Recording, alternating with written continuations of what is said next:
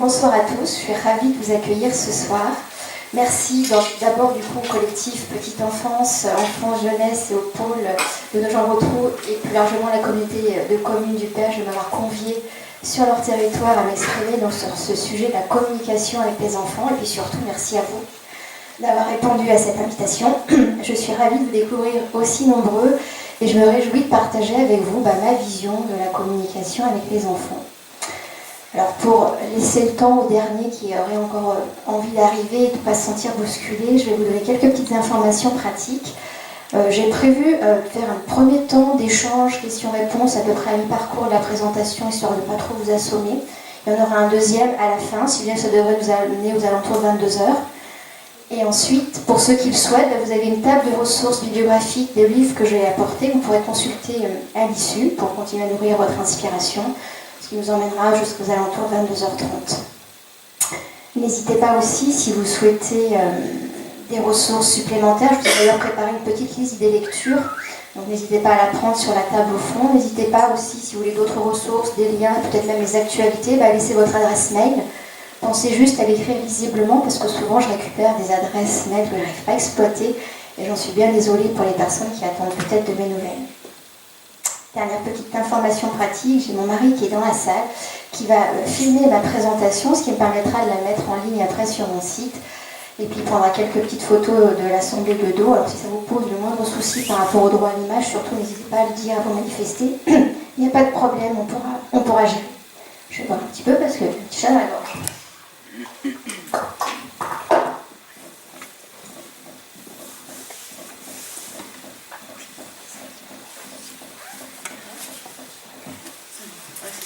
Alors, quelques présentations à présent. Qui suis-je? Eh bien, je m'appelle Laetitia Charon. Je suis passionnée par les enfants depuis toujours, depuis l'enfance, je crois bien, si je me souviens bien. Donc, passionnée par la relation à l'enfant et plus largement les relations humaines. J'ai un passé de 10 ans dans l'enseignement secondaire et puis surtout, ce que j'aime à dire, je suis devenue chercheuse. Chercheuse en éducation et en parentalité respectueuse de l'enfant, et ce, il y a 19 ans, à la naissance de mon premier enfant. Activité de chercheuse que j'exerce dans mon laboratoire de recherche expérimentale et de développement en sciences de l'éducation et de la relation, à savoir mon foyer. Riche de 4 enfants, dont 19 ans, 15 ans, 13 ans et 6 ans. Laboratoire dans lequel j'étudie de nombreuses sources d'informations, où je me forme et puis surtout j'expérimente de multiples alternatives éducatives dans une approche par tâtonnement expérimental, autrement dit essai, erreur, essai, erreur.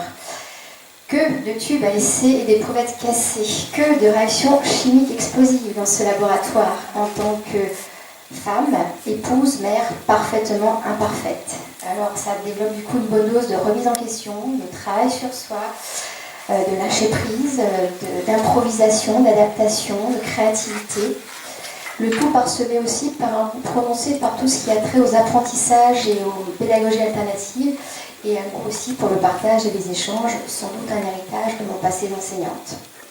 J'ai voulu faire en tous les cas ce qui m'a manqué à moi en tant que maman, mon métier, en tant qu'être humain aussi, en permanente évolution, mon métier, à savoir accompagner, guider, transmettre des clés de connaissance de soi et des outils d'éducation positive à toute personne, qu'elle soit en relation avec des enfants, parents, professionnels, ou en demande d'aide dans son chemin de vie personnel. Voilà pourquoi je me suis formée au métier de la relation d'aide, d'écoutante, de coaching, de thérapie, à l'école des intelligences relationnelles et émotionnelles d'Isabelle Filosa. C'est une école pluridisciplinaire qui s'inscrit dans le courant de la psychologie moderne, positive et humaniste, et qui forme le métier de psychopraticien, coach. Si bien que ce soir, je me présente à vous en tant que consultante en parentalité, éducation, coach et thérapeute. Alors cette activité de coaching parental, de coaching de vie et thérapie de la relation, je l'exerce un petit peu loin d'ici, à côté du Mans, dans mon cabinet, où je reçois des particuliers, que ce soit dans des consultations individuelles ou parfois dans des consultations duo, couple parental, couple conjugal ou duo parent-enfant. Et puis j'interviens également en structure, où j'anime des groupes d'échange et de parole entre pairs, les parents d'une part, ou les professionnels d'autre part, dans l'analyse de leurs pratiques, ou pour des interventions pédagogiques. Et puis, très exceptionnellement, comme ce soir, quelques rares conférences pour partager ces connaissances nouvelles sur le développement humain.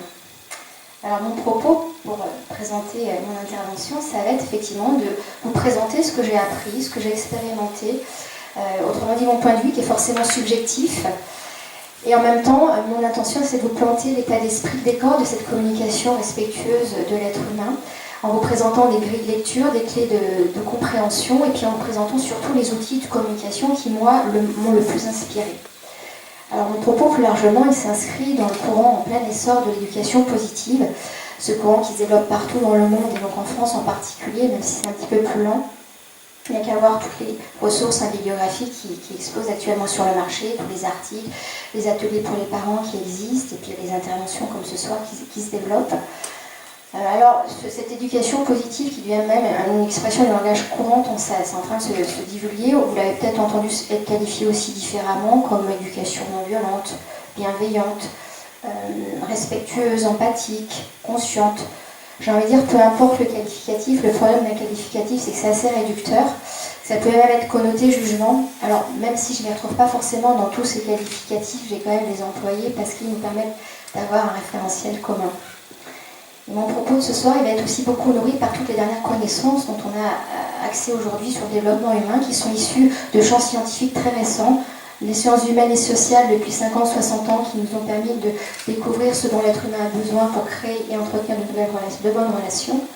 Un champ scientifique encore plus récent, ce sont les neurosciences affectives et sociales, qui elle étudie ce qui se passe dans notre cerveau lorsqu'on éprouve des émotions, lorsqu'on entre en relation avec l'autre. Et elle nous a enseigné finalement tout ce qui favorise ou entrave le développement de l'être humain. Et enfin, on va aller aussi puiser dans la psychologie positive cette vision très porteuse de l'être humain, où on considère que chacun porte en lui toutes les ressources nécessaires pour trouver par lui-même des bonnes solutions à ses problèmes. Et donc les enfants, en tant qu'humains, sont aussi dotés de ce potentiel. Et souvent, nous, les adultes, on exploite peu, on explore peu ce potentiel qui pourtant pourrait nous aider à désamorcer beaucoup de situations tendues avec eux. Alors en même temps que je vous laisse apparaître un peu le plan, le fil conducteur de ce que je vous ai préparé ce soir, ce que j'ai envie de dire pour introduire ce sujet de la communication, c'est finalement derrière cette question de comment mieux communiquer en famille lorsqu'on souhaite entretenir des relations proches, respectueuses, sécurisantes avec nos enfants, se cache finalement la question de quelle communication pour quelle relation. Parce que oui, les relations proches dans les familles, ça crée au sens figuré des bleus, des yeux au beurre noir, des écorchures, grâce auxquelles on va apprendre, en soignant les blessés, on va apprendre sur nous-mêmes, on va apprendre sur l'autre, on va apprendre à respecter, à faire respecter ses limites, on va apprendre avec l'art de dire oui et non, à se positionner. Ce faisant, on va donc grandir en même temps que nous allons accompagner nos enfants dans leur croissance, en développant, du coup, on essaie de développer une communication qui se veut positive, dans le sens où chacun d'entre nous va être accueilli en tant que personne différente et respecté pour sa différence. Alors, pour commencer, je n'ai pas envie de m'approprier tout le temps la parole, et je suis là autant que vous pour m'enrichir de nos échanges. Je vais commencer d'ailleurs pour poser la question, de partager mon point de vue. Qu'est-ce que c'est pour vous de communiquer? Et en particulier, est-ce qu'avec les enfants, il y a une spécificité? Donc si vous pouvez me dire en un ou deux mots, je propose d'écrire ici sur le paperboard vos avis sur la question. Donc qu'est-ce que communiquer pour vous?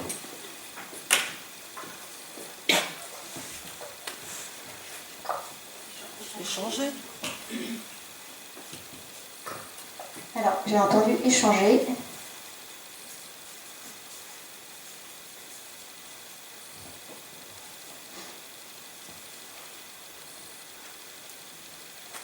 Se regarder, toutes les communications non verbales. Se regarder.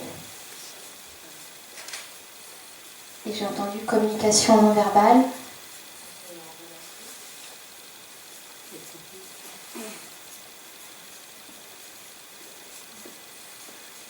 J'ai cru entendre entrer en relation. J'ai bien entendu. Je suis désolée, j'ai qu'un seul micro, alors peut-être vous le faire passer.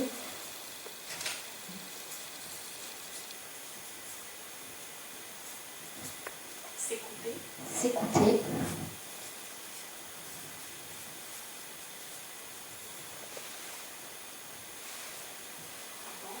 S'entendre.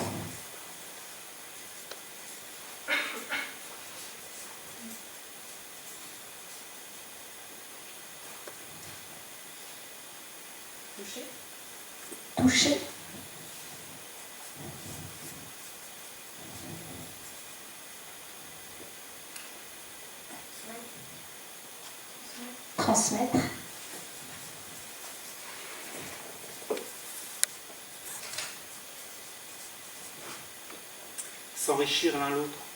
S'enrichir l'un l'autre.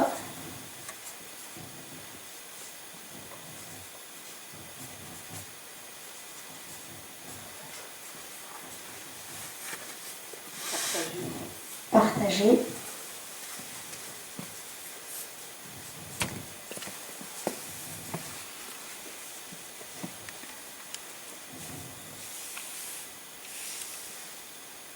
Vous avez d'autres idées?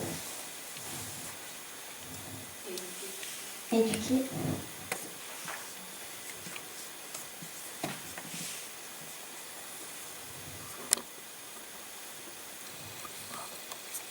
Et est-ce que par rapport à la communication avec les enfants, il y a une spécificité?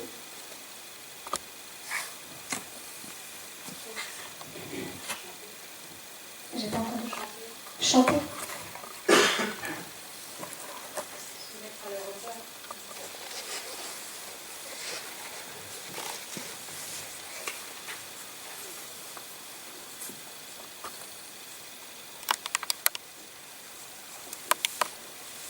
Se mettre à leur hauteur. Moi, je me mets à la hauteur du tableau. Poser les limites. Poser des limites.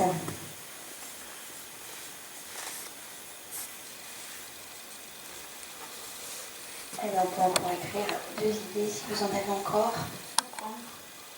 Comprendre. Apprendre.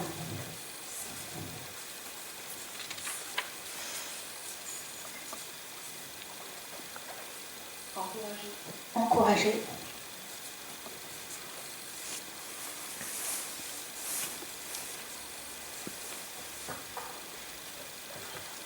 Bon, ça nous fait une belle liste. Et bien, écoutez, je crois qu'on a un référentiel qui est quand même assez commun. Je pense que parmi les idées que je vais essayer d'aborder, si j'en oublie pas, il y a pas mal de mots qui devraient arriver dans ma bouche. J'ai envie de rajouter une chose par rapport à la spécificité de la communication avec les enfants. C'est que de mon point de vue, nous, l'adulte, on va être le chef d'orchestre. C'est-à-dire que c'est nous qui allons avoir les clés de compréhension, les clés d'analyse, les clés d'action pour éventuellement initier un changement dans les interactions avec l'enfant si celle-ci ne s'avère pas constructive, s'il y a un blocage. Autrement dit, c'est quand même nous qui allons être porteurs de la responsabilité de la qualité d'interaction dans les relations avec les enfants. Alors, de mon point de vue, effectivement, communiquer, c'est en premier lieu établir une relation avec l'autre. Et là, sur ce chemin, on est invité à entrer d'une nouvelle façon avec les enfants en relation, à sortir d'une vision binaire qu'on a héritée du passé, qui ne fonctionne plus d'ailleurs avec les enfants d'aujourd'hui, et c'est tant mieux parce qu'ils sont basés sur des rapports de force et de modèles relationnels. Ça va être la posture autoritariste où finalement c'était l'adulte qui avait le pouvoir dans la relation et l'enfant qui se trouvait perdant, ou la posture complémentaire, la permissivité, où là on donne le pouvoir à l'enfant et les parents se retrouvent perdants dans la relation. Et bien là, à la place, on est invité à créer une troisième voie relationnelle éducative dans laquelle on va créer et entretenir une relation où chacun d'entre nous, partenaires de la relation, que ce soit l'enfant ou le parent, on va pouvoir grandir en tant que personne. Et donc on est invité à établir des rapports qui sont plus équilibrés, dans une posture égalitaire, où finalement on va avoir à sortir de cette posture peut-être de supériorité qui nous a été donnée en modèle par les modèles du passé, sortir de ce pouvoir absolu sur l'enfant et au contraire développer un pouvoir d'influence, développer notre autorité personnelle qui va s'affirmer dans l'authenticité, dans la confiance et dans le respect mutuel avec l'enfant. Autrement dit, on est invité ici à construire une relation que Thomas Gordon appelle gagnant-gagnant. Il s'agit que chacun d'entre nous puisse avoir le plus ce dont il a besoin dans la relation avec l'autre. Ensuite, deuxième point pour moi dans communiquer, c'est partager. Partager son point de vue. Et j'ai envie de vous proposer une petite expérience. Qu'est-ce que vous voyez ?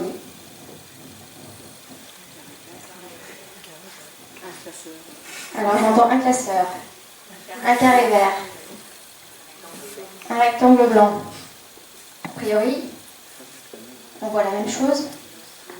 Et pourtant, on a chacun une perception différente. On a chacun une vision, une carte du monde qui nous est personnelle. On a chacun notre façon de percevoir notre environnement. Et en fait, la communication, elle dépend beaucoup de cette carte du monde qu'on s'est chacun construit du fait de notre vécu. On s'est chacun construit une représentation de soi-même, des autres, du monde.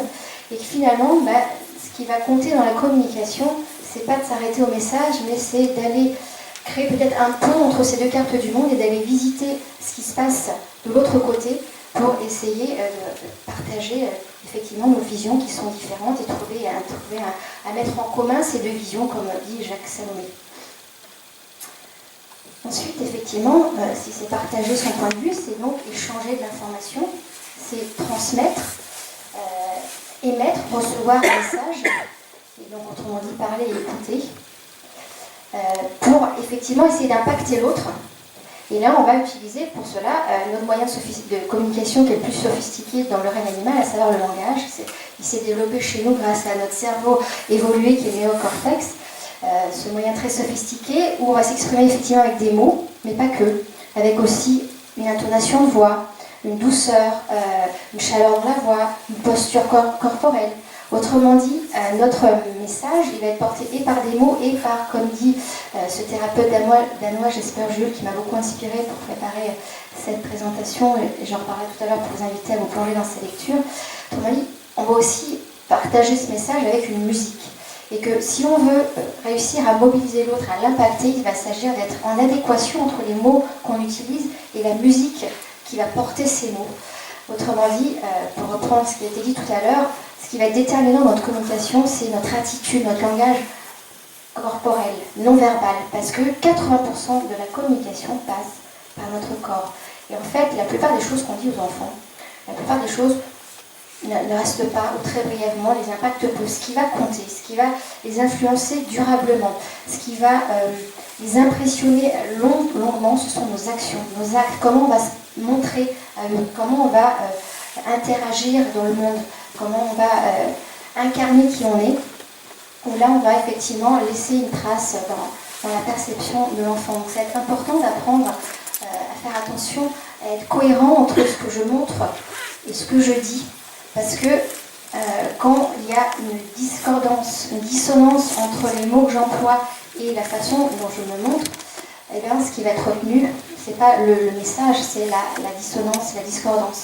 Exemple, si vous voyez votre enfant, un enfant en train d'arracher des mains un jeu dans le bac à sable d'un petit camarade, et que vous arrachez un retour pour rendre à la victime en disant non, on n'arrache pas, que va retenir l'enfant? Il suffit que j'attende que j'être plus forte que l'autre pour pouvoir arracher. Donc attention à être ce qu'on appelle congruent pour pouvoir impacter, pour que notre message soit porteur d'effet. Congruent, ça veut dire quoi? Ça veut dire que je suis alignée entre ce que je pense, ce que je ressens et ce que je dois avoir dans mes comportements et dans mes actions. Et donc c'est cette cohérence-là qui va être déterminante dans la communication avec les enfants. C'est ça qui fonctionne, qui va impacter. Et là, ça me fait penser à une petite anecdote où je racontais à ma petite dernière, on apprenait à la petite dernière à faire du vélo en sécurité, donc elle sait qu'elle devait mettre le casque et le gilet, sauf qu'en s'approchant de l'école, elle avait constaté que sa maîtresse, elle ne mettait pas le casque. Elle me dit, mais elle aussi, elle a une tête fragile, elle aussi, elle peut tomber, son cerveau aussi peut se faire très mal.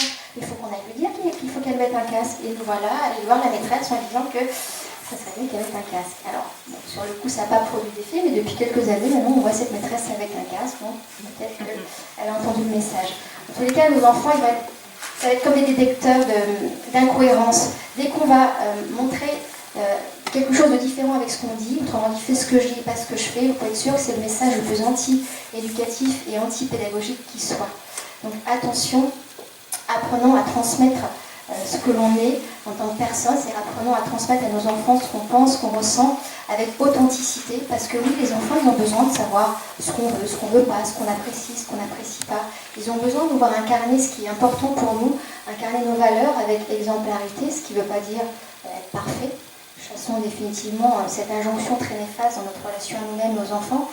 Apprenons au contraire, quand on se trompe, parce qu'on apprend forcément en se trompant, à reconnaître nos erreurs si c'est le cas et à réparer nos erreurs, à montrer à nos enfants comment on peut réparer, ce qui leur permettra eux aussi, quand ils vont porter atteinte ou préjudice à quelqu'un d'autre, de savoir comment réparer dans la relation. Parce que oui, en tant qu'adulte, on est des modèles extrêmement puissants pour les enfants. Un être humain, il apprend depuis toujours par imitation, par imprégnation, grâce à nos neurones miroirs, c'est-à-dire qu'on observe comment les autres se comportent et à force de les observer, on reproduit ces comportements, notamment ceux qui nous inspirent le plus. Donc si on veut que notre message il porte ses fruits, il va s'agir de l'incarner complètement dans notre façon d'être. dernière chose, de communiquer, ça va être aussi, s'il s'agit de montrer qui je suis en tant que personne, d'exprimer mes limites à mon enfant. Et tous les enfants attendent cette limite pour se sentir sécurisés. Ils en ont besoin pour savoir ce qu'ils peuvent faire ou ne pas faire. Alors j'ai mis le mot limite entre guillemets parce que souvent c'est connoté jugement. Et puis surtout, il y a une erreur d'interprétation sur le mot limite. Alors là, je vous invite à aller lire notamment Regarde ton enfant est compétent de ce thérapeute danois Jesper Juul, ou un autre livre qui est vraiment au cœur de notre sujet, L'art de dire non en ayant la conscience tranquille, parce qu'il nous éclaire de façon très pertinente sur ce que sont les limites dont l'enfant a besoin. Alors souvent, nous adultes, on pose des limites pour encercler les enfants. Et bien là, ce que nous avons à faire en fait en tant qu'adultes, c'est d'exprimer, de poser des limites pour nous délimiter nous-mêmes, pour nous définir nous en tant que personnes, dans nos besoins, dans nos souhaits, dans nos attentes, dans nos objectifs de vie, et ce, dans nos interactions avec les enfants.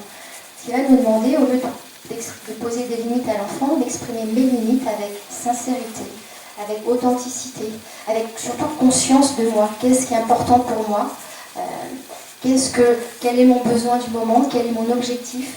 Et ça va nous demander donc d'apprendre à le faire dans le respect de l'enfant. C'est-à-dire que oui, on peut exprimer nos limites sans le blesser, sans lui faire mal. Et ça va nous demander de travailler à lâcher cette croyance qu'on a imprégnée dans notre tête depuis des générations et qui se cache derrière l'idée de punition, et qui est que pour que l'enfant comprenne, il faut lui faire mal. Non, absolument pas. Pour que l'enfant intègre nos propres limites et respecte nos limites personnelles, il a juste besoin qu'on le respecte. Si on veut exprimer nos limites, nos besoins, en portant atteinte aux propres limites de l'enfant, en portant atteinte à son intégrité, il ne va pas apprendre à nous respecter en tant que personne. Qu'est-ce qu'il va apprendre ? Il va apprendre d'abord à douter de lui-même, à avoir une mauvaise image de lui-même, parce que quand il subit par exemple de la violence verbale, physique, ou psychologique, il va surtout se remettre en question lui, il va se vivre comme une mauvaise personne. L'enfant, du moins jusqu'à l'adolescence, parce qu'après l'adolescence, ça vient de remettre en question, mais jusqu'à l'adolescence, l'enfant, il va surtout se remettre lui en question, c'est lui qui va se vivre comme une mauvaise personne, quand l'adulte va peut-être le punir, le réprimander. Et puis, quand on fait acte de violence, on porte atteinte à l'intégrité de l'enfant, quand on veut exprimer nos limites, on lui apprend quoi ? On lui apprend à redouter le pouvoir, on lui apprend à redouter toute figure d'autorité, et surtout à redouter les punitions, si bien qu'il va développer des stratégies d'évitement pour éviter de subir des punitions, plutôt que de développer sa compréhension de que sont mes limites à moi en tant qu'adulte, qu'est-ce que j'ai à respecter pour répondre à l'attente de nos parents. Donc apprenons effectivement cet art bien délicat de dire stop à l'enfant, et notamment dans les jeunes années, c'est ce qu'on fait réellement, on a besoin de stopper leurs actions, donc utilisons plutôt le stop que le non qui est parfois connoté jugement, mais effectivement apprenons à dire non à l'enfant pour en fait se dire oui à soi-même dans ce qui est important pour soi, dans ce qui est important dans ses valeurs. Alors ce que nous dit Jesper Juul, plutôt que de vouloir essayer de bien parler, ce qu'on cherche souvent à faire dans nos interactions avec les enfants, eh bien il s'agit d'apprendre surtout à nous exprimer personnellement, c'est-à-dire à parler de nous, pour effectivement avoir plus d'impact sur l'enfant, pour arriver à avoir un effet sur lui. Il va s'agir donc d'exprimer ce qui est important pour soi et ce qui va permettre du coup à notre enfant d'apprendre à nous connaître en tant que personne, en tant qu'être humain, et pas seulement en tant que pourvoyeuse de bons soins ou en tant qu'esprit servant. Et c'est en nous parlant de nous-mêmes, qu'on a l'habitude de nous exprimer en notre nom propre, qu'on va du coup permettre à notre enfant de développer leur compréhension de ce que sont les limites ou les besoins d'autres personnes.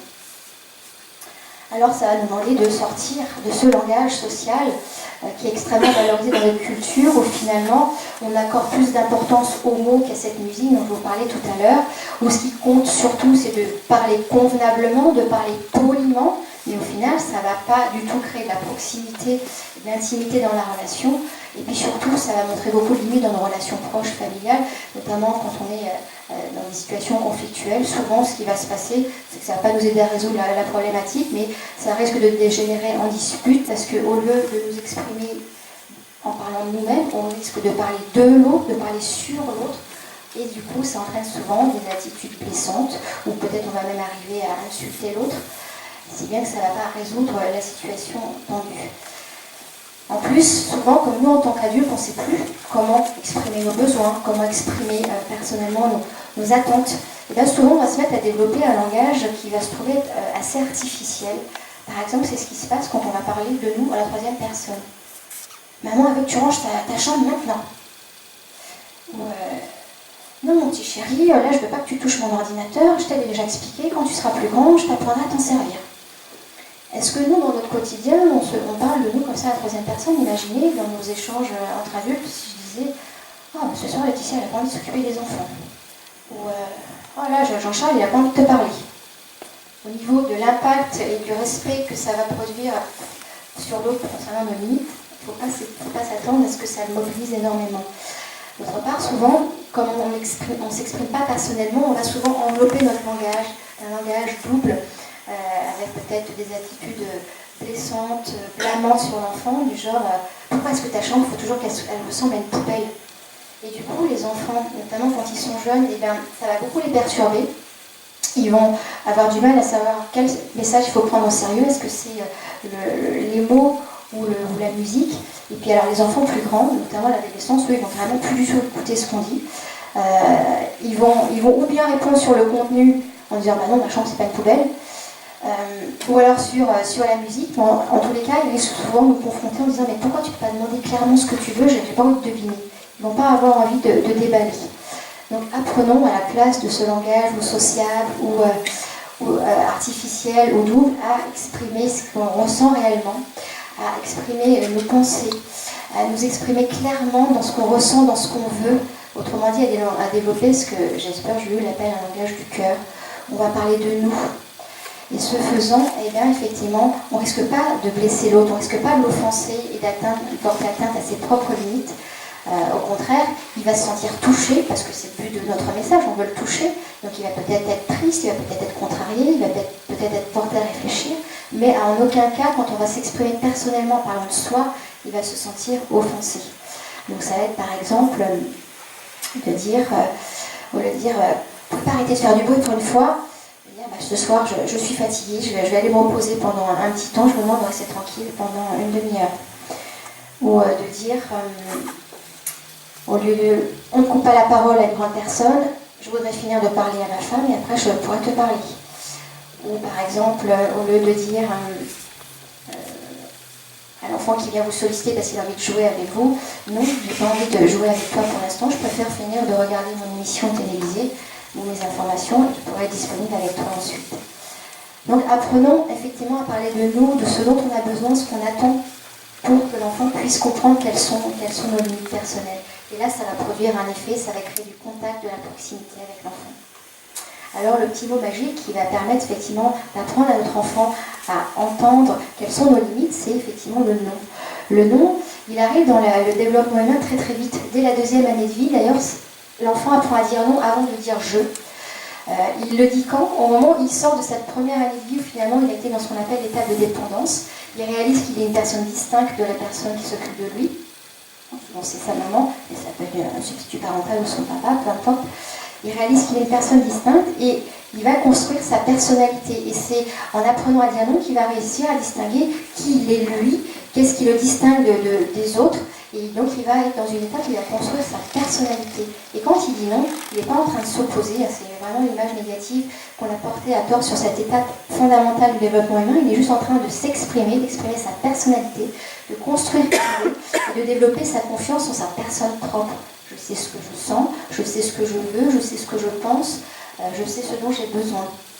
Et souvent, en tant qu'adulte, on a du mal à valoriser cette étape, on ne la vit pas comme un cadeau, on est plutôt à la subir, alors que c'est une étape extrêmement importante pour la construction de l'être humain. Alors au niveau du développement relationnel, d'ailleurs, petite information que j'ai envie de vous donner, notre développement, il est composé d'un cycle, comme tout ce qui est vivant dans la vie, le cycle des saisons, le cycle jour-nuit. Le développement de l'être humain passe par un cycle, on a 4 étapes, et cette étape dans laquelle l'enfant apprend à dire non, qu'on appelle l'étape de contre-dépendance, et on la revisite plusieurs fois dans notre vie. Donc dans la 2e année de vie, le petit bambin, quand il commence à dire non, on la revisite à l'adolescence, quand ils commencent à nouveau à réaffirmer qui ils sont avec force et fracas, et à vouloir exprimer leur identité propre. Et puis un peu plus tard aussi à la quarantaine, quand on va peut-être faire des changements de vie, vie personnelle ou vie professionnelle. Ça pour dire que l'être humain va revisiter des étapes importantes dans son développement, et cette étape où il apprend à dire non, elle est essentielle. Elle va construire sa capacité à définir finalement son territoire personnel, qu'est-ce qui est lui, qu'est-ce qui n'est pas lui. Donc qu'est-ce que c'est que de dire non à l'autre? En fait, c'est surtout et avant tout un message que je m'adresse à moi-même. C'est me dire oui à moi. Quand je dis non à l'autre, en fait, je ne le fais pas contre les autres, c'est pour me dire oui à moi, ce qui est important, ce qui compte, mes besoins, mes attentes, mes valeurs, et que c'est de ma responsabilité finalement de me saisir de cette possibilité de me dire oui à moi-même. C'est pas quelque chose qui va m'être donné par les autres, et que si je ne le fais pas effectivement, si je prends l'habitude de faire un compromis finalement avec mes valeurs les plus importantes, avec mes besoins profonds, finalement je vais porter atteinte à ma propre intégrité, je vais manquer de respect vis-à-vis de moi-même, et au final je risque de me faire porter la responsabilité sur les autres en les blâmant, en les accusant de quelque chose qui finalement m'appartient. Ça m'appartient à moi de dire ce qui est important pour moi, quels sont mes besoins. Alors c'est vrai que c'est très difficile de dire non à l'autre. C'est la réponse la plus difficile qui soit, ce qui fait d'ailleurs dire à Jesper Jules que c'est la réponse la plus affectueuse qu'on puisse donner à un enfant. Pourquoi? Parce que déjà, souvent, c'est rattaché à notre besoin fondamental humain où on a envie de se sentir une personne de valeur. On a envie, notamment dans nos relations proches, de sentir être un bon parent avec nos enfants. En plus, on partage tous souvent cette ambition universelle que nos enfants réussissent mieux dans leur vie. Donc rien que par déjà ces deux éléments, c'est la réponse qui va nous demander le plus d'efforts, d'engagement, de réflexion. Donc, ce qui fait dire, comme je disais tout à l'heure, que c'est la réponse la plus affectueuse qu'on puisse donner à un enfant. D'autre part, le non, eh bien, si je relis à ce que j'ai dit tout à l'heure, souvent, on a été des enfants qui n'avons pas eu le droit d'apprendre à dire non, parce qu'il n'y a pas si longtemps que ça, il y a peut-être une génération, c'était impensable que les enfants disent non à leurs parents. C'était vu comme de la désobéissance, comme un manque d'éducation, de la provocation. Souvent, les adultes, du coup, étaient invités à penser qu'ils devaient rentrer dans un rapport de force, et du coup, ils devaient gagner sur l'enfant. Si bien que nous, ayant reçu ce genre d'éducation, l'enfant qui n'a pas eu le droit d'apprendre à dire non, qu'est-ce qu'on devient? On devient un adulte qui a bien du mal à dire non, ou à son enfant, ou à exprimer son désaccord dans son entourage familial ou professionnel, ou même à son conjoint. On a du mal à refuser. Donc oui, ces blessures-là, c'est l'éducation qu'on a reçue, elle nous a imprimées.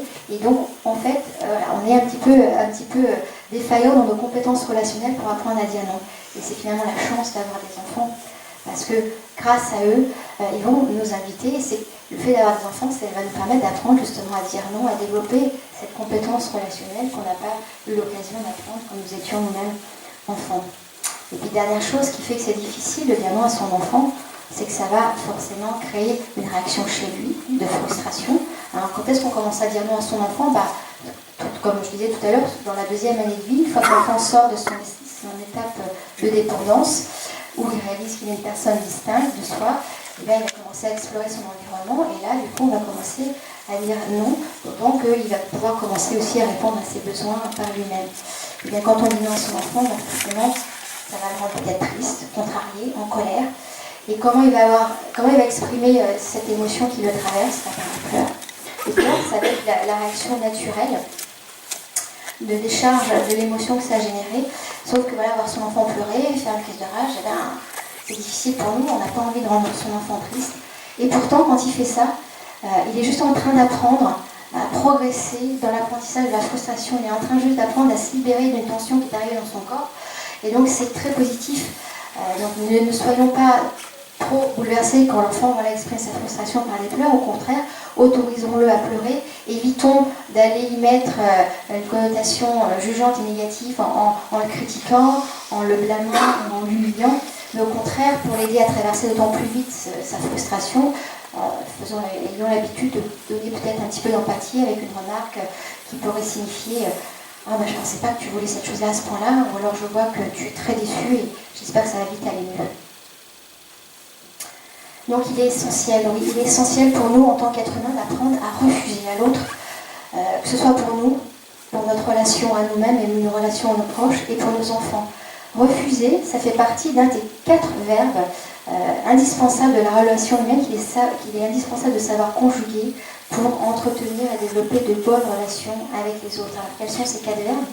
Donner, recevoir, demander, refuser. Donc si on veut établir de bons rapports les uns avec les autres et pas qu'avec les enfants, c'est important de développer cette capacité à refuser, à dire non à l'autre, pour se dire oui à soi-même, pour défendre sa propre intégrité personnelle et se faire preuve de respect.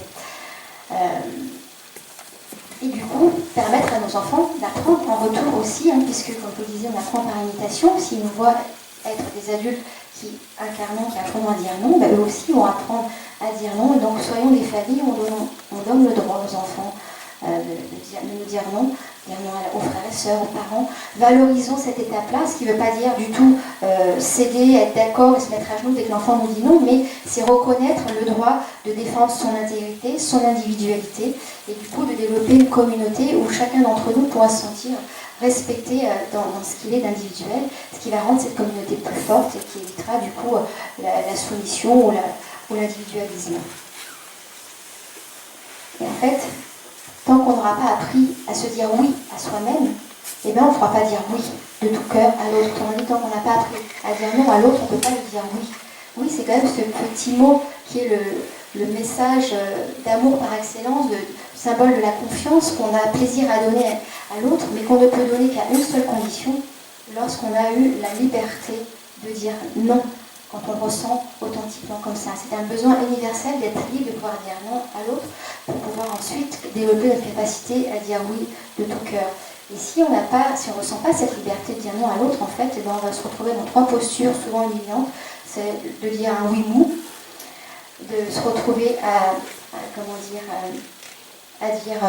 oui, enfin garde à vous, c'est-à-dire qu'on va se soumettre à l'ordre alors qu'à l'intérieur on a envie de dire non, et puis ou carrément mentir. Si bien qu'on va développer des oui qui vont être la plupart du temps compromis, pervertis, des oui qui veulent dire non, et au final ça va être très destructeur pour la relation. Donc apprenons à travers ce langage de se dire oui à soi, pour pouvoir dire oui à l'autre et nous prendre mutuellement au sérieux. Donnons nous le droit, en tant qu'être humain, que ce soit nous l'adulte, mais aussi à l'enfant, le droit de se dire oui à ce qui est important pour soi, dans ses limites personnelles, et ce, en ayant bonne conscience, sans se sentir fautif, coupable, en ayant un respect pour soi-même. Alors, comment développer cet art de dire non dans le respect mutuel, c'est-à-dire sans humiliation, sans violation, ni punition sur l'autre? Eh bien, on a en fait à notre disposition 3 façons possibles de dire non. Déjà, il faut savoir que les enfants passent leur temps à nous demander tout ce qu'ils désirent et que la première des choses qu'il s'agir de développer en nous, c'est garder notre calme. De reconnaître, oui, le désir de l'enfant, ce qui ne veut pas dire, j'insiste là-dessus, d'y accéder, de répondre oui à sa demande systématiquement. Mais peut-être surtout de se poser la question, est-ce que je veux donner à mon enfant ce qu'il me demande, et si oui, de tout cœur? Et pour cela, apprenons déjà en premier lieu à prendre le temps. On est dans une culture où on veut être dans l'immédiateté, où on ne donne pas forcément le droit aux parents de douter, donc prenons le temps. Prenons le temps de donner une réponse avant, prenons le temps de réfléchir à nos valeurs, à ce qui est important pour nous-mêmes. Prenons le temps notamment de voir les conséquences qu'un non aurait sur la vie de l'enfant. Prenons le temps de prendre en considération les avis, les envies, les points de vue de nos enfants avant de donner notre réponse. Autrement dit, prenons le temps de douter et du coup de donner une décision dont on pourra être garant. Et je peux vous garantir que les enfants, même s'ils trépignent pour avoir une réponse, ils vont développer à la longue beaucoup plus de respect pour des personnes qui font l'effort de prendre avec sérieux et en considération les besoins et les envies de chacun avant de donner leur réponse. Cela étant, gardons aussi le droit de dire non spontanément, de façon irréfléchie, irrationnelle, parce que oui, en tant qu'être humain, on n'est pas tout le temps rationnel, on n'a pas toujours une explication à donner à son enfant, et que ça sera beaucoup plus simple de dire non, je ne peux pas t'expliquer pourquoi je te dis non, mais je le ressens comme ça, il faudra que tu t'en contentes pour l'instant, plutôt que de chercher à fabriquer une explication qui serait artificielle et qui finalement ne sera pas plus porteuse de sens pour l'enfant. Puis enfin, il y a un troisième non qui sera aussi très très riche pour la relation, c'est quand on sent qu'au fond de nous, notre non, il n'a pas tant d'importance que ça, on est prêt à s'ouvrir peut-être à la négociation, on est prêt à être dans un vrai échange avec l'autre, où là finalement on accepte de ne pas rentrer dans une relation de domination et de pouvoir, mais on est prêt à s'ouvrir au point de vue de l'autre. Et ça va être extrêmement enrichissant dans ce non négociable, parce qu'on va du coup recevoir beaucoup d'informations sur chacun d'entre nous, on va apprendre à se connaître mutuellement.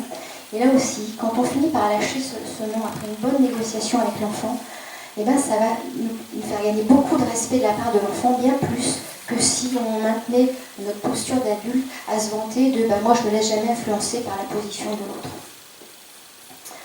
Et le non qui au final va être le plus percutant, qui va être le meilleur, qui va faire le plus d'impression, c'est celui qui vient de notre fort intérieur, celui qu'on dit parce qu'on le pense au plus profond, celui dont on sent qu'il est juste. Donc oui, on va peut-être dire non à notre ado de 13 ans pour sortir en ville, même si les parents de ses copines ont donné l'autorisation, parce que nous, à ce moment-là, on ressent comme juste et comme protecteur pour notre enfant. Du coup, ce nom-là, il va être extrêmement chaleureux parce qu'il ne va pas porter atteinte à l'autre. Il va au contraire permettre d'avoir une relation plus proche et puis surtout il va nous permettre de développer la sensation, la satisfaction de nous prendre en charge pleinement dans ce qui est important pour nous. Alors, avant d'aller plus en avant dans les outils de communication qui nous permettent de communiquer dans le respect de chacun, je propose de faire ici une première petite pause pour parler effectivement un peu plus de comment communiquer dans le respect de soi-même et le respect de l'enfant. Et donc là, je vais vous partager tout ce que les sciences humaines nous ont apporté depuis ces 50-60 dernières années.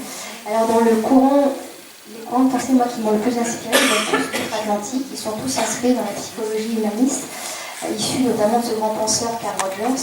Vous pourrez voir d'ailleurs sur la table des ressources, il y a les outils de Marshall Rosenberg, qui a créé la communication non violente, qui est d'ailleurs au-delà d'un outil de communication, qui est même une nouvelle façon d'entrer en relation avec soi et avec les autres, en développant notre auto-empathie, l'empathie envers les autres, notre capacité justement à exprimer nos émotions ou à écouter les émotions d'autres. Il y a aussi les outils et les habiletés d'Adèle Faber et Hélène Maslich, qui elle-même s'appuie sur les travaux d'un autre psychologue américain, M.G. Knott. Alors moi je trouve un petit peu bancal ces outils-là parce qu'ils sont surtout orientés enfants et du coup ils ont un peu tendance à négliger les besoins de nous aussi adultes. C'est pour ça que moi je vais surtout vous parler de Thomas Gordon, qui lui aussi a été un fondateur d'outils de communication, pas que d'ailleurs pour la relation parent-enfant, et qui a l'avantage dans ces outils qui sont d'une approche du coup comportementale et vraiment pratico-pratique, de surtout nous proposer, c'est le seul, une analyse de la situation pour du coup savoir quel est l'outil le plus performant ou le plus adapté à la situation. Alors qui est ce Thomas Gordon? C'est un pionnier, c'est vraiment un créateur, un concepteur. Il avait tellement à cœur de sortir des rapports de force qu'il a conceptualisé, il a mis en forme une façon de résoudre des problèmes dans une approche gagnant-gagnant. Il a notamment apporté une nouvelle approche de la communication, en particulier avec les enfants, mais en fait ça s'est élargi à toute forme de relation. Et il est l'auteur de nombreux ouvrages comme Parents efficaces au quotidien, qu'il a décliné dans Un leader efficace, Enseignant efficace. Alors ici, le mot efficace, c'est dans le sens qui produit de l'effet, qui mobilise l'autre, qui a un impact sur l'autre. Et ces apports ont été tellement fondateurs pour l'amélioration des relations humaines qu'il en a reçu d'ailleurs, je crois, une médaille d'or de l'Académie de psychologie humaniste. Il a même été nommé 3 fois prix Nobel. Enfin, nominé, il n'a pas reçu, mais il a été nominé 3 fois au prix Nobel de la paix. Alors sa méthode, elle repose sur quoi? Elle repose sur les travaux d'un autre psychologue américain, Abraham Maslow, et sa pyramide des besoins. Un des concepts forts de cette approche de la communication, c'est de satisfaire mutuellement nos besoins. À nous, les deux partenaires de la relation, que ce soit l'enfant et le parent, ou alors après les deux adultes, si c'est une relation adulte-adulte. Dans cette idée d'être tous les deux gagnants-gagnants, il ne s'agit pas qu'il y en ait un des deux qui soit perdant, il s'agit chacun d'entre nous et ce dont il a besoin dans la relation. Alors cette approche, il a créé déjà presque 50 ans, 62, ça s'est développé partout dans le monde, dans 43 pays je crois. En France par contre, c'est vrai que c'est pas encore trop connu et pourtant c'est extrêmement porteur et puissant comme outil de communication. Alors l'un des points forts qu'il a mis à jour, c'est que si on veut apprendre à communiquer de façon non violente, à gérer nos conflits de façon non violente, dans le respect mutuel, il est important d'apprendre à prendre conscience de soi, à découvrir en fait ce qu'il a appelé notre zone d'acceptation, c'est-à-dire qui va nous permettre finalement de nous montrer authentiques dans nos relations avec l'autre et surtout de sortir du jugement sur nous-mêmes ou sur l'enfant. Alors qu'est-ce que c'est que cette zone d'acceptation? Mais il nous explique que l'enfant, en fait, il produit des comportements. Déjà, ayons conscience que tout enfant qu'ils sont, tout humain que nous sommes, quand on agit, c'est parce qu'on est porté par une intention très positive qui est de s'adapter dans l'environnement dans lequel on vit. On veut tous comprendre le monde dans lequel on vit, on veut tous trouver notre place, et les enfants en particulier, ils sont donc naturellement portés à coopérer. Sauf qu'effectivement, les comportements qu'ils vont produire, ils vont être acceptables ou non à l'échelle de la famille, de l'école, de la société. Et les enfants, ils ont besoin de nous, les adultes, pour qu'on leur enseigne quels sont les comportements acceptables ou pas. Et la réponse, elle va se trouver où? Elle va se trouver à l'intérieur de nous.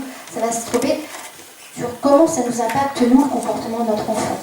Et donc, que nous dit Thomas Gordon? Et bien, en fait, si on est à l'aise vis-à-vis du comportement que l'enfant est en train de produire, si on se sent détendu, serein, c'est que visiblement, nos propres besoins sont satisfaits, le comportement de l'enfant ne nous pose pas de problème, on est dans ce qu'il appelle notre zone d'acceptation. Tout va bien, notre thermomètre émotionnel est au vert. Par contre, si l'enfant produit un comportement qui génère chez nous la tension, l'inquiétude ou la contrariété, même de la colère, visiblement on a besoin que le comportement de l'enfant change pour que nos propres besoins soient satisfaits. Autrement dit, on va être dans ce qu'il appelle notre zone d'inacceptation.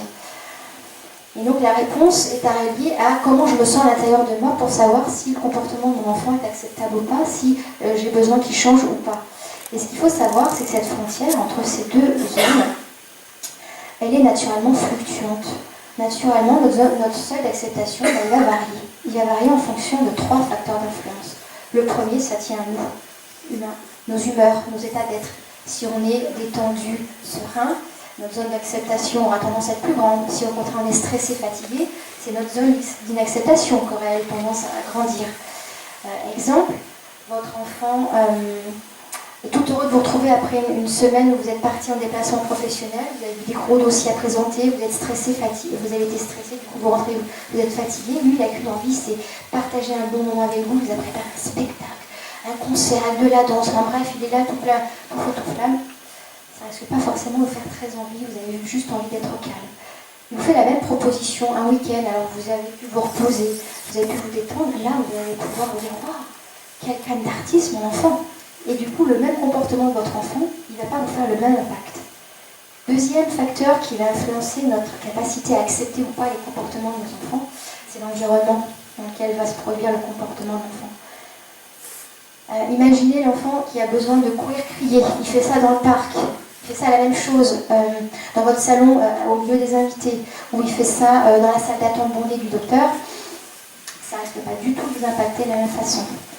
Autre exemple, pour appuyer lourdement, votre enfant fait une crise de rage parce que vous lui refusez un bonbon à la maison. Il fait la même crise de rage parce que vous lui refusez toujours un bonbon, mais dans le centre commercial, à la vue et aux yeux de tous. Là aussi, c'est le même comportement de l'enfant, mais on ne va pas le recevoir de la même façon. Notre tolérance, notre acceptation ne va pas être du tout du même ressort. Le dernier facteur qui influence notre capacité à recevoir ou pas les comportements de nos enfants, ça tient à l'enfant lui-même, à son tempérament, à son caractère. Rien qu'à regarder dans nos familles, on a souvent plusieurs enfants. Si c'était l'enfant qui se met à bouger tout le temps sur sa chaise, on ne va peut-être pas avoir la même réaction que si c'est un autre. Dans nos salles de classe, l'enfant qui est suivant qui bavarde, on ne va pas avoir forcément la même réaction. Donc c'est ça pour dire que naturellement, notre seuil d'acceptation varie et du coup nos attitudes, nos comportements à nous d'adultes vont fluctuer, vont varier. C'est absolument pas un problème en soi. L'important, c'est d'en prendre conscience pour adapter, du coup, notre réponse, de telle sorte qu'elle soit respectueuse et de nous et de l'enfant. Alors, ce que nous dit aussi Thomas Gordon par rapport à ce seuil d'acceptation, et là, c'est un éclairage qui va être intéressant dans notre couple parental, notamment, c'est qu'entre deux adultes différents, on n'a pas forcément non plus le même seuil d'acceptation par rapport au même comportement de l'enfant. Et là, ce qui nous invite à faire pour assainir les relations dans le couple, pour éviter les conflits dans le couple parental, c'est de développer, d'apprendre à être autonome finalement face au comportement de l'enfant, c'est-à-dire de ne pas forcément faire front commun et d'avoir la liberté, chacun, d'agir différemment en fonction du comportement de l'enfant. Alors, exemple, la tenue à table des enfants. Imaginons la scène, il y a un des parents qui tape dans le cou de l'autre en disant « Regarde ton fils ou ta fille, comment elle se tient, tu vas faire quelque chose ?» Et bien, ce que nous invite à faire Thomas Gordon, c'est que chacun est responsable de son problème, c'est-à-dire du besoin qu'il porte en lui, qui a besoin d'être nourri, et qui nous invite donc, en tant que personne responsable de ses besoins, à agir et à prendre la responsabilité de ses besoins plutôt que d'attendre que ce soit l'autre qui le prenne en charge et le fasse à notre place. Alors moi, je vais vous donner un exemple plus personnel, par exemple sur cette histoire de la table. Moi, j'ai beaucoup de mal à entendre quand on fait du bruit en mangeant. Alors, je sais d'où ça vient. Quand j'étais enfant et qu'on avait le malheur de faire du bruit en mangeant, c'était des gifles qui partaient, c'était beaucoup de violence, beaucoup d'humiliation. Voilà, c'est quelque chose qui est assez peu tolérable, si bien que ça m'a pris même de le dire à mon conjoint, je t'entends manger, ça me gêne, si tu veux bien fermer la porte.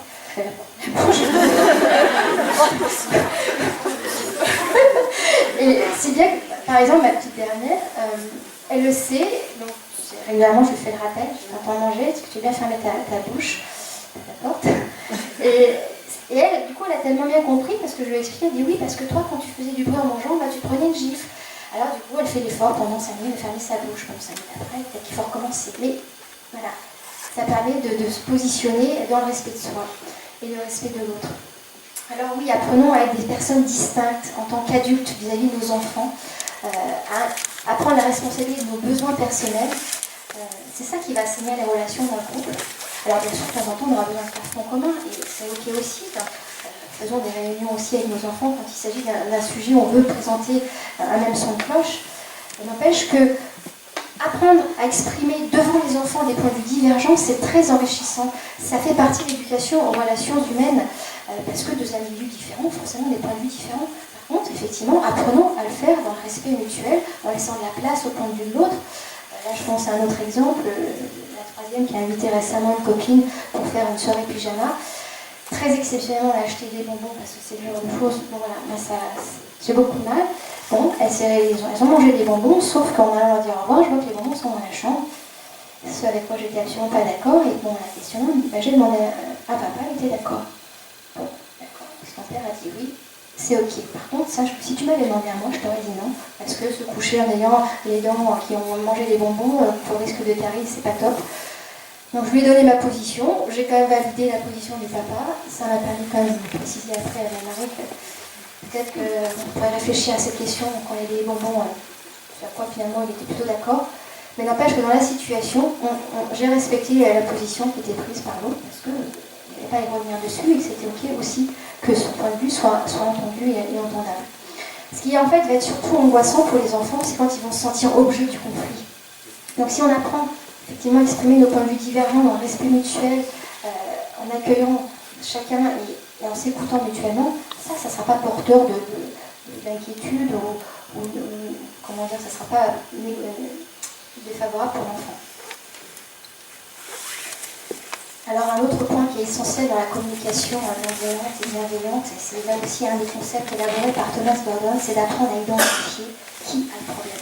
Parce que si on n'a pas fait cette analyse avant d'agir, on risque dans beaucoup de cas d'agir à tort et à travers, et autrement dit d'envenimer la situation. Donc apprenons à déterminer qui a le besoin à satisfaire pour du coup mettre en œuvre la réponse qui va se trouver la plus adéquate, la plus pertinente et du coup qui risque d'augmenter nos chances qu'elle porte un effet et produise un effet sur l'autre. Alors, on a déjà vu que nous, en tant que parents, on peut se situer dans une zone à problème ou une zone sans problème. Et bien, ce que dit Thomas Gordon, c'est qu'il y a la même chose du côté de l'enfant. Si bien qu'on a 4 situations relationnelles possibles. Et donc, on va pouvoir avoir 4 attitudes de communication différentes à développer pour réguler ces différentes situations problématiques. Alors, j'ai envie de vous raconter la même scène sous l'angle de ces 4 situations. Imaginons, on se retrouve le soir avec son enfant.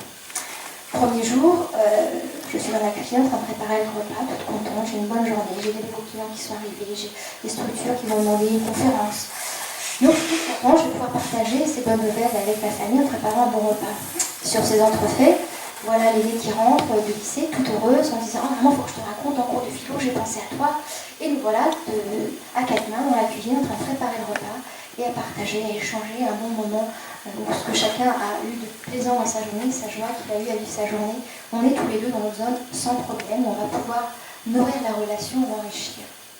Deuxième jour, je vais dans la cuisine, toujours content de la journée parce que voilà, de nouvelles interventions qui arrivent, la clientèle qui se développe. Cette fois, c'est le fiston qui rentre. Il jette son cartable, il jette son manteau, il marmonne à quelqu'un de son prof. Il passe dans la cuisine, il attrape un truc à manger, même pas un bonjour.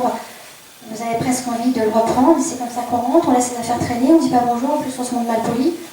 Mais vous êtes au vert, vous êtes tranquille à l'intérieur de vous, émotionnellement ça va. Donc peut-être que vous allez, cette fois-ci, avec un petit peu d'inspiration, dire « Oh là là, pendant qu'on travaille contre ton prof, est-ce que tu as envie d'en parler ?»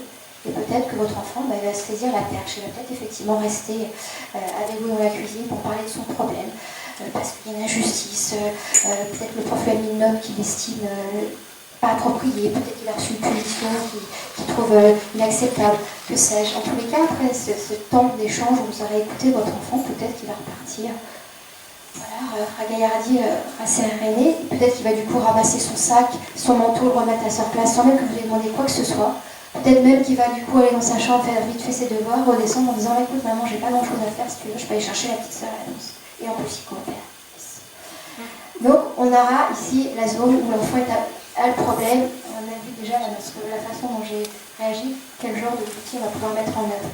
Troisième jour, c'est vous qui rentrez de votre journée, avec une pile de dossiers à traiter. Vous êtes dans tous vos états, votre patron vous a attrapé juste avant de partir, alors vous avez mis à jour votre travail en disant il y a une urgence absolue pour demain, il faut que vous traitiez ce dossier d'urgence avec ce client, il y a un gros problème. Vous rentrez chez vous le soir, vous savez, vous avez une longue soirée de travail stressant qui vous attend, peut-être même que vous allez empiéter sur votre nuit.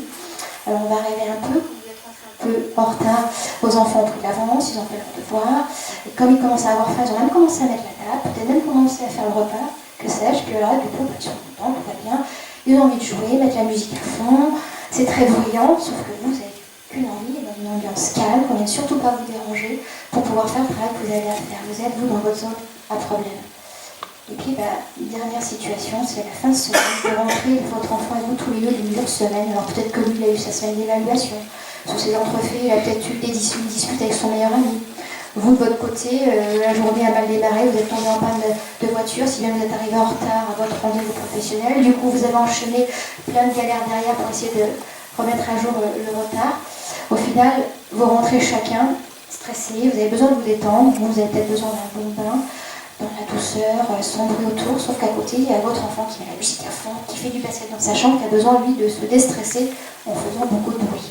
Et là, on va rentrer dans un conflit de besoin, on va s'agir de trouver une solution où chacun d'entre nous pourra répondre à son besoin sans qu'il y en ait un des deux qui soit perdant.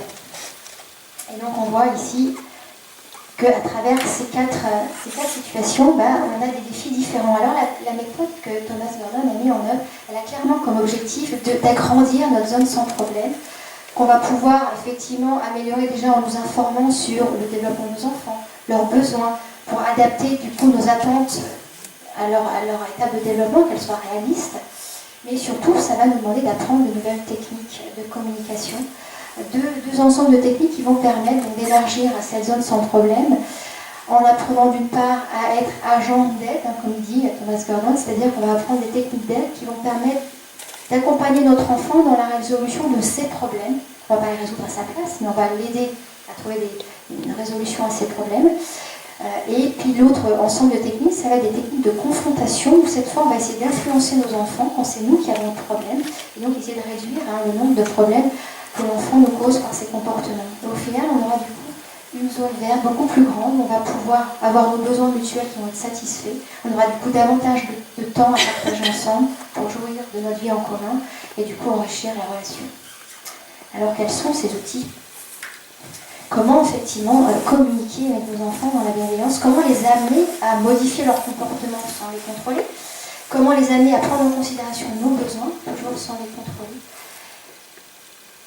Alors la clé, effectivement, si c'est d'apprendre à parler de soi, ça va être d'apprendre à utiliser ce qu'on appelle les messages je, qu'on va utiliser d'ailleurs dès la zone verte, quand aucun de nous n'est sans problème, parce que quand on apprend à parler de soi, on va pouvoir du coup nourrir la relation. Donc apprenons à dire à nos enfants, par exemple, oh, je suis contente, t'as débarrassé la cuisine après le goûter, ça m'a permis de gagner du temps pour préparer le repas. Et ça va être vraiment moteur d'apprentissage et d'estime de soi pour l'enfant. Apprenons aussi, un peu dans la zone verte, à faire des messages d'affirmation de nous-mêmes, c'est-à-dire en tant qu'être humain, qu'est-ce qu'on aime dans la vie, qu'est-ce qui nous fait vibrer. Moi j'adore être dans la nature, j'adore écouter les petits oiseaux chanter, ou j'adore te voir jouer, inventer des jeux, je trouve que tu as une imagination folle. Ça va être aussi, toujours dans cette zone sans problème, d'apprendre à faire des messages jeux de prévention. Par exemple, vous allez dans un magasin, vous savez que vous devez acheter une chose et pas une autre, que vous n'avez pas beaucoup de temps, que vous devez après enchaîner sur le cours de sport avec l'enfant en disant écoute, là, dans ce magasin, on va juste regarder telle chose.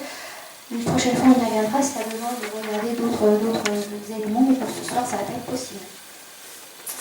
Ensuite, on arrive dans les zones un peu plus difficiles quand il y en a un ou deux qui a un problème. Et bien, quand l'enfant a un problème, on va apprendre à développer notre écoute, à pratiquer ce que Thomas Gordon appelle l'écoute active. Il va s'agir d'apprendre à écouter ce que l'enfant ressent, à l'accueillir dans son vécu intérieur, pour qu'il se sente accepté intégralement, en apprenant à se mettre à sa place, à reformuler ce qu'il peut bien ressentir, à relier son ressenti aussi aux éléments qui l'ont déclenché, Et ce faisant, c'est ça qui va l'apaiser.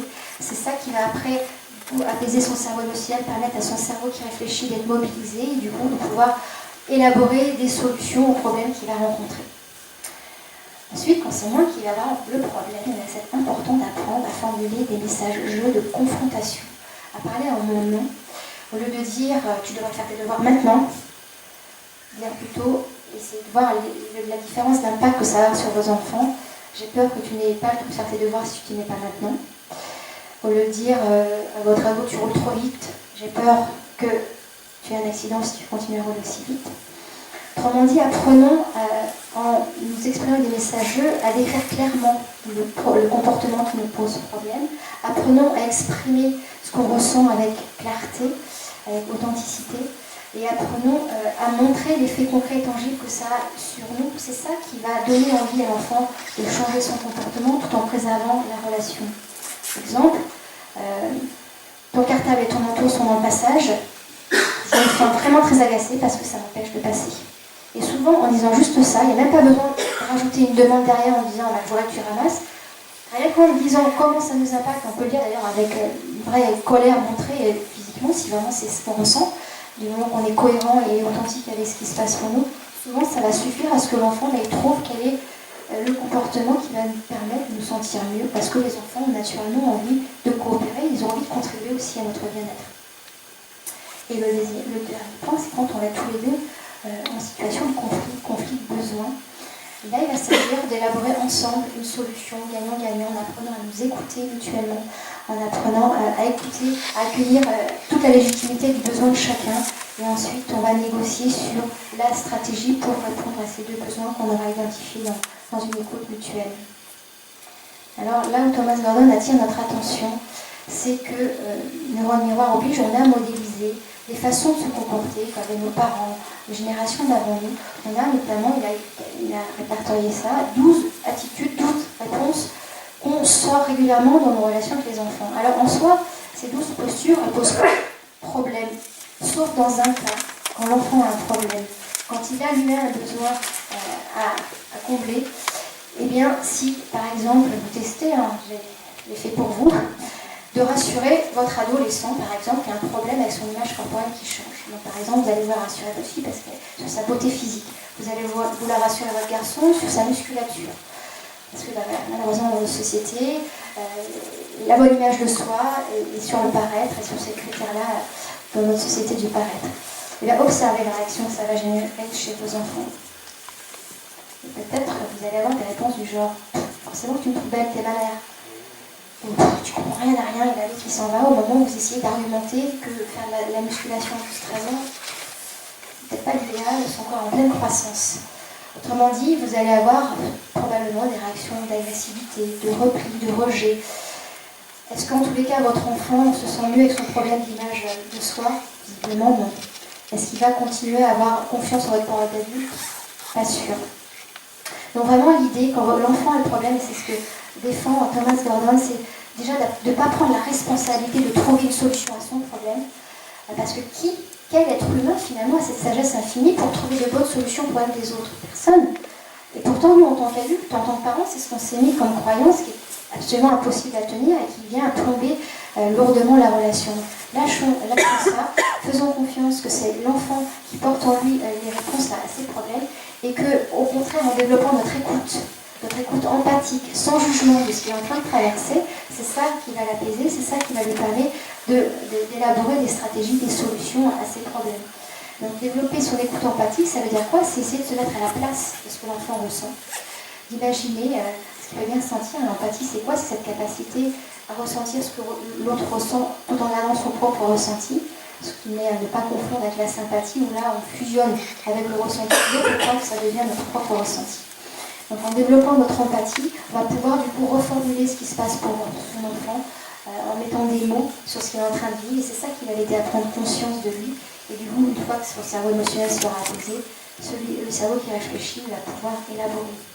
J'ai plusieurs exemples qui viennent en tête. Je pense à ma petite dernière, cette année en CP, où elle a fait l'expérience, parce que dans son école, malheureusement, ils autorisent les enfants à porter des jeux dans la cour de récréation. Je dis malheureusement, parce que je dis, moi je ne suis pas tellement d'accord que dans le même, maintenant si tu as envie de faire l'expérience, c'est toi qui vois, ça risque de poser des problèmes. Ça n'a pas manqué, en plus dans cette école-là, cette autorisation est donnée, mais ils n'accompagnent pas du tout les enfants pour gérer les problèmes que ça pourrait générer dans les relations entre enfants. Donc moi, je trouvais que c'était un peu dur. Donc ça n'a pas manqué. Un jour, elle est rentrée. Dans tous ses états, à la fois triste, en colère, elle avait échangé un jeu avec une copine. Donc elle était très contente du jeu qu'elle avait obtenu. Par contre, elle a réalisé qu'elle avait perdu un de ses jeux favoris. Donc elle a été très en colère, très triste. Elle a pu effectivement mettre des mots sur tout ce qu'elle ressentait. Moi, en même temps, je questionnais, qu'est-ce que tu as appris de moi en me disant ça? Bah, je crois que tu parles à la maman de la copine. C'est pas forcément l'option que j'avais envisagée. C'est pas dit comme ça. Je continue à questionner. Ok, qu'est-ce que tu comprends de cette situation? Qu'est-ce que tu aimerais faire? Qu'est-ce que tu pourrais faire la fois prochaine?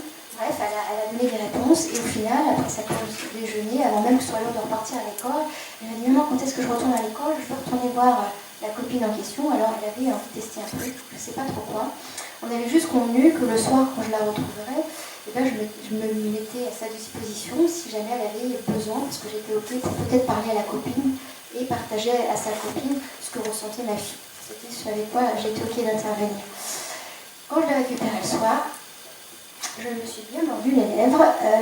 J'ai bien gardé pour moi mon impatience de savoir, tiens, qu'est-ce que tu as fait? Est-ce que tu as récupéré ton jeu? Est-ce que... Je l'ai vue revenir toute contente. Elle avait toujours le super jeu, parce que c'est un jeu qu'on a dans un restaurant où on ne va jamais, donc elle était ravie d'avoir. J'ai vu qu'elle n'avait toujours pas récupéré le jeu en question qui était elle, mais visiblement elle avait l'air contente, elle avait l'air d'accepter, elle avait compris, ou elle avait testé.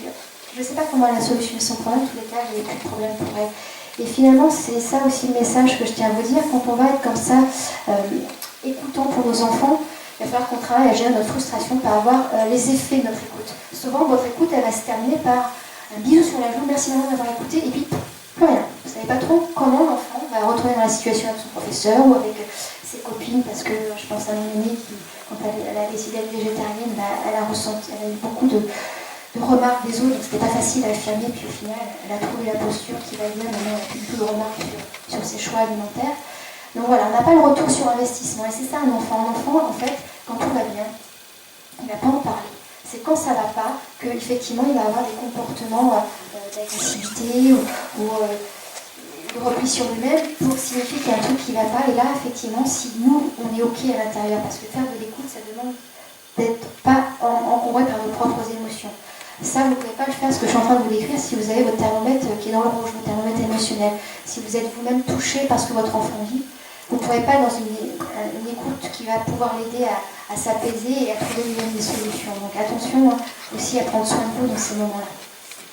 Et alors il reste le dernier morceau, quand nous allons avoir à gérer les conflits.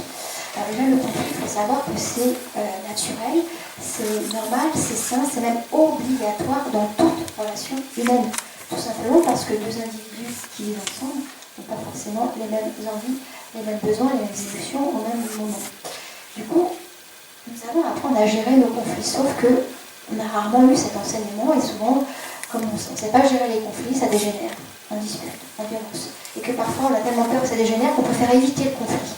Ce qui, tôt ou tard, est une mauvaise voie parce que ça conduira au conflit. Donc oui, le conflit, ça fait partie de la vie avec l'autre et qu'il s'agit d'apprendre à les gérer dans le respect mutuel. Alors la première des clés, c'est d'apprendre à différencier les deux types de conflits.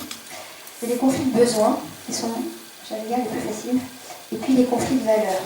On a en gros une dizaine d'années en tant que parents où on va pouvoir incarner notre responsabilité de parents en accord avec nos valeurs. Et puis, il y a l'adolescence qui arrive, et là, nos ados, ils vont construire aussi leurs propres valeurs. Et les conflits de valeurs vont arriver à ce moment-là. Alors, je vais dire pour après. Donc, pour les conflits de besoins, comment les traiter? Ben déjà, ça va être d'apprendre à identifier les besoins, à apprendre déjà à s'écouter mutuellement et à rendre légitime, à accorder toute la légitimité à chacun de nos besoins. Il n'y a pas un besoin qui est supérieur à un autre. En tant qu'être humain, on partage tous les mêmes besoins. Et s'il y a un besoin fondamental que l'être humain porte en lui, qu'on a tous en commun avec nos enfants et nous adultes, c'est bien le besoin de liberté. Le besoin d'exercer son libre arbitre, son pouvoir personnel. Et donc au plus vous allez remplir ce besoin de liberté chez vos enfants, et ce tout petit, au plus vous allez désamorcer un certain nombre de tensions qui pourraient dégénérer en conflit. Alors exemple, ça va être quoi remplir les besoins de liberté des enfants? Eh bien c'est de leur offrir par exemple tout petits pour les choses qui les concernent, bien sûr, la possibilité de faire des choix. Alors, plus ils sont petits, plus des choix restreints, des choix à deux options, des choix binaires. Donc, par exemple, tu préfères te laver les dents avant ou après t'être mis en pyjama. Plus grand, ça va être tu préfères faire tes devoirs quand tu rentres, tu t'y mets tout de suite comme ça, t'es après toute la soirée tranquille pour te détendre, ou au contraire, d'abord tu goûtes, tu joues, tu te détends, et après, quand tu as retrouvé un petit peu d'énergie, tu t'y mets. Ça va être aussi, quand ils sont encore plus grands, de créer avec eux des règles de vie participatives. Pourquoi ? Parce que d'une part, pour obtenir leur adhésion aux règles de vie, et du coup augmenter nos chances qu'ils les respectent. Alors j'ai bien augmenté parce que ce que je suis en train de vous dire là, c'est pas des solutions miracles, ça ne va pas fonctionner à chaque fois, c'est juste donner le plus de chances possible pour que ça fonctionne. Alors mettre des règles, faire des règles éducatives, des règles de vie ensemble, ça va être aussi d'élaborer ensemble les conséquences quand il y a des transgressions, avec peut-être des pertes de droits associés, par exemple l'enfant qui a du mal à respecter l'horaire de retour à la maison et qui rentre un petit peu en retard, je pense à ma troisième, et bien une fois après, tu sortiras un petit peu moins longtemps parce que tu as déjà fait un quart d'heure de plus, donc ça sera un quart d'heure de moins pour la fois d'après, jusqu'à temps que l'enfant effectivement respecte l'engagement sur lequel on s'était mis d'accord, sur la négociation sur laquelle on s'était mis d'accord. Et effectivement, derrière cette idée de trouver à résoudre nos conflits de besoins, il va s'agir d'apprendre à négocier. L'art du dialogue et la qualité d'une négociation, elle va tenir à quoi ? À notre volonté mutuelle de parler pour nous-mêmes et pas pour l'autre, et de nous écouter. Et que ce faisant, on va pouvoir du coup ensemble négocier sur des solutions gagnant-gagnant qui permettront à chacun d'entre nous d'être satisfait dans la solution qu'on va essayer de mettre en œuvre. Ce qui n'empêche que parfois, une fois qu'on aura choisi une solution, il faudra faire un retour dessus, et finalement on se rend compte qu'elle ne fonctionne pas, on va en élaborer une autre. Et puis quand arrivent les conflits de valeurs, là il s'agit d'agir avec beaucoup plus de subtilité. Il va s'agir déjà de se montrer comme un consultant où on va se faire engager par nos enfants. Quand on veut donner notre avis, nos conseils à nos ados, déjà leur demander s'ils sont prêts à l'entendre et ce qu'ils en pensent. Ensuite, quand on aura des sujets récurrents, profonds de désaccord, d'agir comme un expert. Imaginons, je ne sais pas, il y a un sujet de tension sur les piercings, les tatouages, l'alcoolisation au volant. Et bien agir comme un expert, ça va être quoi ? Ça va être que vous allez vous charger d'aller par exemple recueillir des informations, des données, des articles, des liens internet. Et puis vous allez demander à votre ado quand est-ce que vous pouvez aborder ce sujet avec lui et faire le retour de votre recherche que vous allez présenter une fois. Et après, vous laissez l'enfant disposer de vos conseils, de vos avis, en lui laissant le temps nécessaire. Là, votre patience, ça va être d'or parce que ça peut prendre des années. Or, par cette confiance, vous attribuez à l'enfant la responsabilité qui lui appartient de changer lui-même ses comportements. Donc ça va être essentiel, effectivement, quand ils deviennent adolescents et jeunes, de garder cette posture où on va finalement accorder plus d'attention à garder le lien, plutôt que de vouloir avoir le dessus dans la relation, ou avoir le dernier mot, pour les laisser avoir la responsabilité de changer leur comportement et prendre conscience de leur propre intégrité. Alors, si je résume ici ce soir ce que j'ai voulu aborder avec vous, qu'est-ce qui va nous permettre d'apprendre à communiquer dans le respect de nous-mêmes et le respect de nos enfants, c'est de développer d'abord notre capacité à identifier, à analyser la situation pour du coup proposer une action qui soit adaptée à la situation. Donc quand on va découvrir que c'est nous qui avons le problème, eh bien apprenons à parler de nous et surtout pas de l'autre ou sur l'autre, où là on risque de blesser et de rentrer dans un cercle toxique dans la relation. Ensuite, quand on se réalise que c'est nous qui avons le problème, c'est l'enfant qui a le problème, on va avoir à apprendre à l'écouter. Ce faisant, on ne sera capable de le faire que si soi-même déjà on n'est pas encombré par nos propres émotions. Donc, apprenons déjà à être à l'écoute de ce qui se passe pour soi. Et puis en dernier lieu, quand on va réaliser que tous les deux on a le problème, il va s'agir d'apprendre à faire les deux. Et je parle, et j'écoute, et je commence par prendre la mesure du besoin de mon enfant. Ensuite, le mien, j'identifie mes deux besoins et je ne pose pas la limite sans avoir pris soin de faire cette identification avant. Et finalement, ça va demander quoi ? Ça va demander d'apprendre à décrire de façon objective, factuelle, la situation qui pose problème. Ça va me demander d'apprendre à décrire et nommer ce qui se passe pour moi. Et ça va me demander d'apprendre à décrire, nommer et reformuler ce qui se passe pour l'enfant. Et ce faisant, je vais pouvoir du coup développer une communication qui va être porteuse d'effet sur l'enfant, c'est-à-dire qu'il va l'amener à prendre en considération mes propres limites.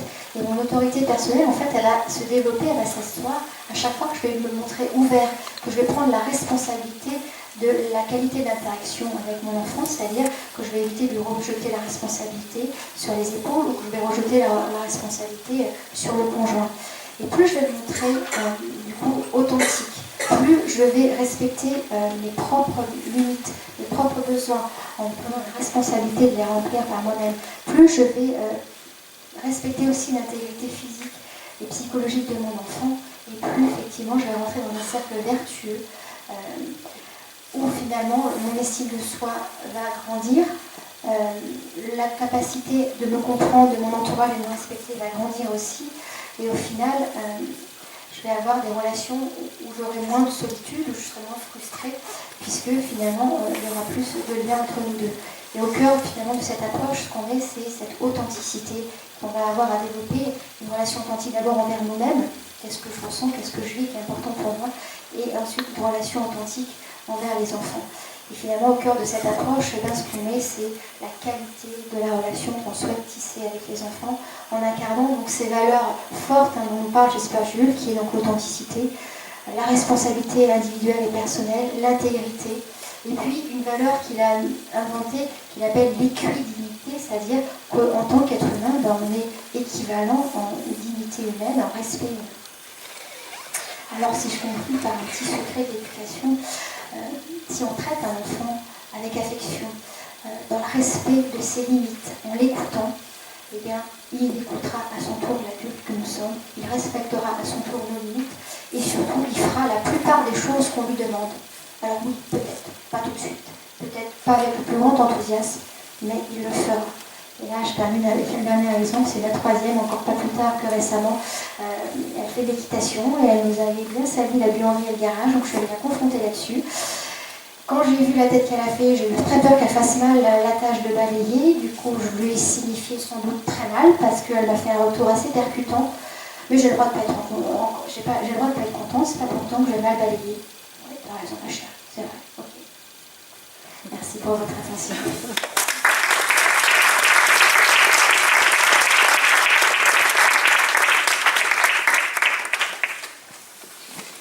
Donc je vous laisse la parole.